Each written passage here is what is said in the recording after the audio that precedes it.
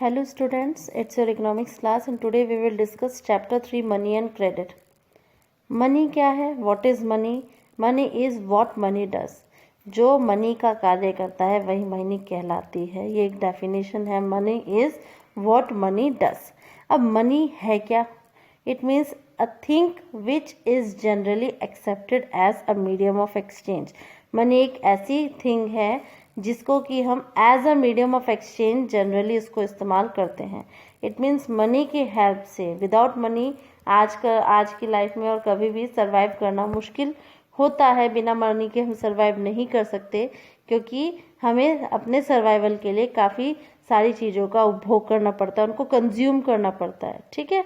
अब किसी भी कमोडिटी को कंज्यूम करने के लिए हमें किसकी रिक्वायरमेंट पड़ेगी? मनी की रिक्वायरमेंट पड़ेगी. क्लियर. जैसे हम बात करते हैं रुपी, ये एक इंडिया की मनी है जिसको कि कॉमनली हर एक्सेप्ट किया जाता है as a medium of exchange. यहाँ पर इंडिया में इसको एक्सेप्ट किया जाता है. जैसे डॉलर यूएसए की करेंसी है, यूएसए की मनी है, उसको वहाँ पर क्या किया जाता है? उसको as a medium of exchange accept किया जाता है. तो मनी क्या है? Money as a medium of exchange.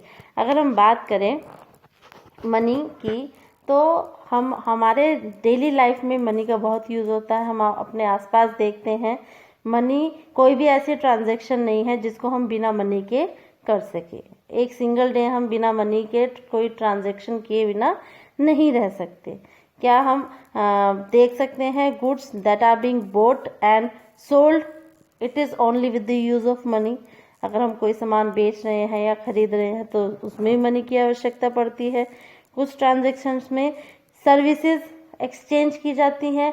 अगर कोई सर्विस कर रहा है तो उसको बदले में उसको मनी देनी पड़ती हैं. तो कुछ उसके लिए क्या होता है? ट्रांसफ़र ऑफ मनी भी लिए जा रहे हैं. जैसे कि आपको किसी ने किसी से पैसे ले लिए हैं तो उसको पैसे देने पड़ते हैं. वो ये कहता है कि हम आपको लेटर या फिर बाद में आपको पेमेंट कर देंगे. तो हर तरीके का ट्रांजैक्शन है और हर तरीके के ट्रांजैक्शन में मनी की रिक्वायरमेंट होती है. बिना मनी के कोई भी आपकी ट्रांजैक्शन सक्सेसफुल नहीं होती. अब अगर हम ये सोचें कि ट्रांजैक्शन में मनी का ही इस्तेमाल क्यों किया जाता है, इसका रीज़न सिंपल है. क्योंकि a person holding money can easily exchange it for any commodity और सर्विस दैट ही और शी माइट वांट. कि एक पर्सन जिसके पास मनी है वो उसकी हेल्प से कोई भी एक्सचेंज कर सकता है, कोई भी कमोडिटी को या फिर सर्विस को एक्सचेंज कर सकता है, ले सकता है या दे सकता है जिसको वो चाहे. इसीलिए हर एक व्यक्ति, हर एक पर्सन प्रेफर करता है पेमेंट इन मनी. हर कोई चाहता है कि उसको पेमेंट मिले लेकिन मनी में. Clear. Then the exchange money for things that they want. और साथ ही कोई एक्सचेंज भी अगर कोई सामान कर रहा है तो वो मनी के बदले में ही एक्सचेंज करना चाहता है, गुड से गुड के बदले में एक्सचेंज नहीं करना चाहता. लेकिन ऐसा पहले होता था कि सामान जो था वो गुड्स के बदले में गुड्स ही एक्सचेंज किया जाता था. ये बार्टर सिस्टम कहते हैं. बार्टर सिस्टम कौन सा होता है?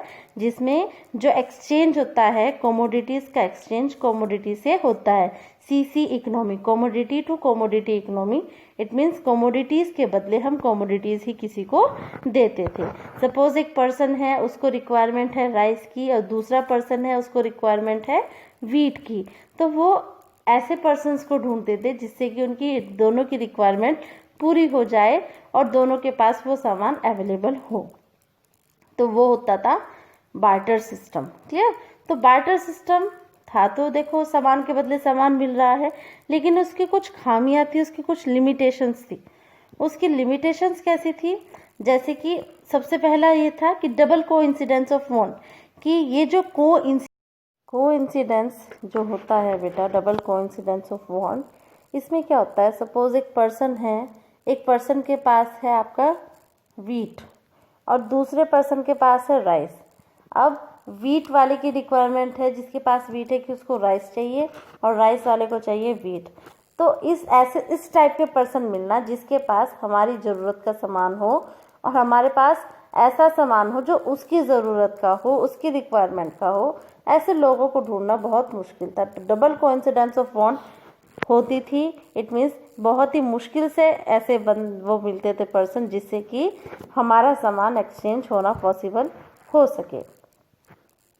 What a person desire to sell is exactly what the other wishes to buy. एक पर्सन जो डिज़ायर, जिसकी इच्छा है कि वो क्या करे, जो वो सेल करना चाहता है, दूसरा पर्सन वही खरीदना चाहे। इसीलिए क्या होता था बेटा, यही प्रॉब्लम थी, इसको बोलते थे डबल कोइंसिडेंस ऑफ वॉन्ट।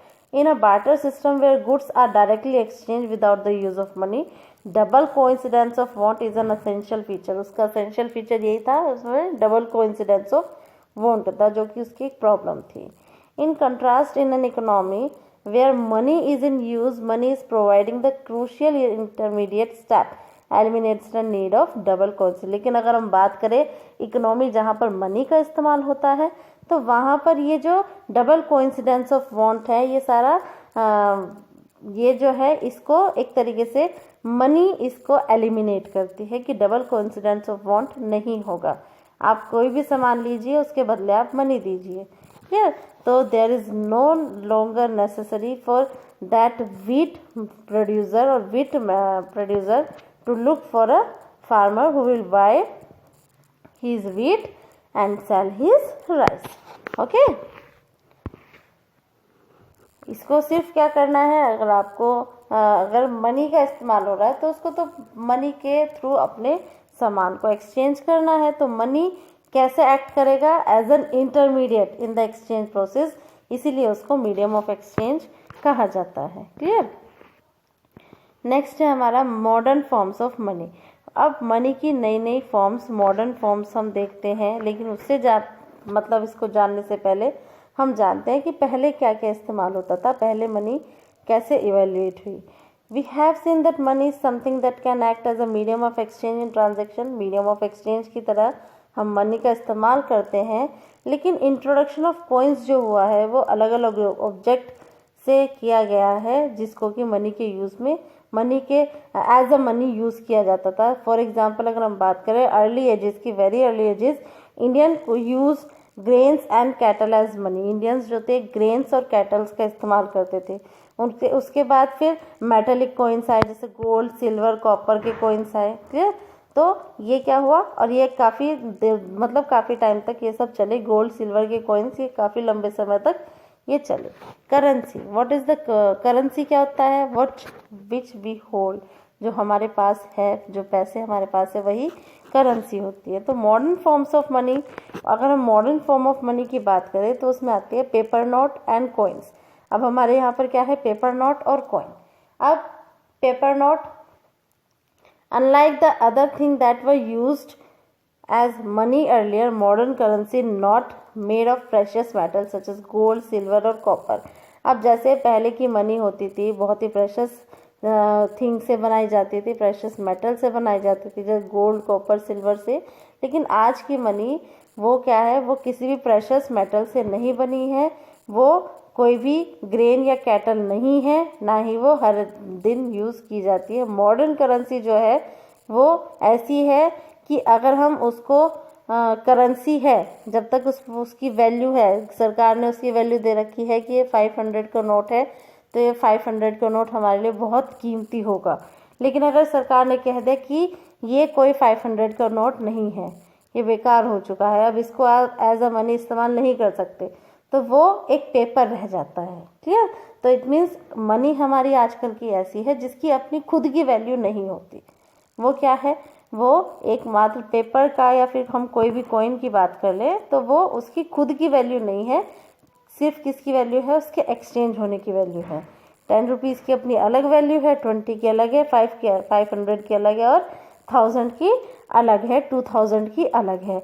लेकिन अगर उनकी वैल्यू को हटा दे, या फिर उनको ये कह दे कि ये अब करेंसी नहीं है, या जैसे हम डिमोनेटाइज करते हैं, तो अगर वो सब हो जाता है तो उसकी कोई वैल्यू नहीं रहती, उसकी खुद की कोई वैल्यू नहीं रहती, क्लियर।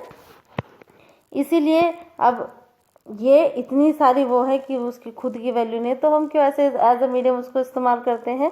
हम एज अ मीडियम इसको इसलिए इस्तेमाल करते हैं क्योंकि ये हमारी गवर्नमेंट ने ऑथराइज की है, हमारी सरकार ने, हमारे देश की सरकार ने कहा है कि आप इसका इस्तेमाल as a medium of exchange करेंगे। ये इतने का नोट है, ये इतने की करेंसी है, तो उन्हीं के कहे अनुसार हम क्या करते हैं, इनको मनी मानकर, इनको करेंसी मानकर, इसका as a medium of exchange हम इसका इस्तेमाल करते हैं, only because of the authorised और authorisation by the government of the country. अगर सरकार ने किसी पेपर पे लिख के कह दिया कि ये आपका 500 रुपये का नोट है, तो वो भी हम क्या करेंगे, as a medium of exchange इस्तेमाल करेंगे। क्यों? क्योंकि इस पे सरकार ने ऑथराइज्ड किया है। क्लियर? अब इंडिया में रिजर्व बैंक ऑफ इंडिया जो है, हमारे यहाँ पर जो आरबीआई बैंक है, रिजर्व बैंक ऑफ इंडिया, जो कि इंडिया का क्या है, एपेक्स बैंक, जिसको जो कि एपेक्स बैंक है, बैंकों का बैंक भी उसको कहते हैं, बैंकर्स बैंक, गवर्नमेंट का बैंक भी उसको कहते हैं। तो उसके पास ये अथॉरिटी होती है कि वो अपनी करेंसी हमारे देश में इशू कर सकता है। अब वो करेंसी कौन सी इशू करता है? वो 2 रुपीज़ से ऊपर जितने भी नोट्स होते हैं उसको इशू करता है, और जितने भी कॉइन्स और जितने भी आपके 1 रुपये का जो नोट होता है वो आपका कौन इशू करता है? वो हमारी सरकार इशू करती है। ठीक है? अब उसके पास, सिर्फ उसी के पास अधिकार है कि वो अपनी करेंसी को, और वो क्या कर सकता है, करेंसी इशू कर सकता है। Clear? Moreover, the law legislates the use of rupee as a medium of exchange that cannot be refused in settling transaction in India. No individual in India can legally refuse a payment made in rupees. कोई भी transaction में अगर money का इस्तेमाल कर रहा है तो कोई उसको रिफ्यूज़ नहीं कर सकता। कोई भी पेमेंट अगर मनी रुपीज़ में पेमेंट कर रहा है तो कोई भी उसको क्या कर सकता है, एक देश का इंडिविजुअल कोई भी लीगली उसको रिफ्यूज़ नहीं कर सकता। क्यों? क्योंकि मनी जो है वो widely accepted as a medium of exchange है। तो कोई भी मना नहीं कर सकता कि हाँ नहीं, वो ये रुपीज़ मैं नहीं लूँगा। ये सब आपका क्या होता है बेटा? क्योंकि ये widely accepted as medium of exchange. ये नहीं कि सिर्फ 5 या 10 या 90% लोग ही मनी को as a medium of exchange माने, सबको as a medium of exchange मानना पड़ेगा। So rest we will discuss in next lecture. This is all for today. Have a good day, students.